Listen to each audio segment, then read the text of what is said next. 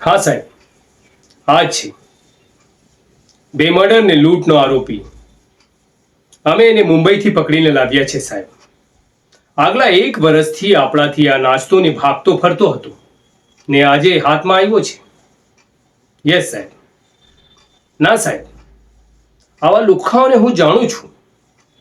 2 લાકડીના ફટકા પડશે ને તો બધું કહી દેશે. આ લોકો છે ને સાહેબ, પબ્લિકમાં ડર ફેલાવવા માંગે છે, પણ આ લોકોને ખબર નથી કે પોલીસની પાવર શું છે. હવે ખબર પડી જશે સાહેબ. આ કેસ તમે મને આપી દો, આખી સિટીમાં આ લોકોનું સર્કસ કાઢીશ ને પબ્લિક પાવે માફી મગાવીશ. યસ સાહેબ. સાહેબ પ્લીઝ સાહેબ, આ કેસ મને આપી દો. ઓકે સાહેબ. યસ. જય હિન્દ સાહેબ.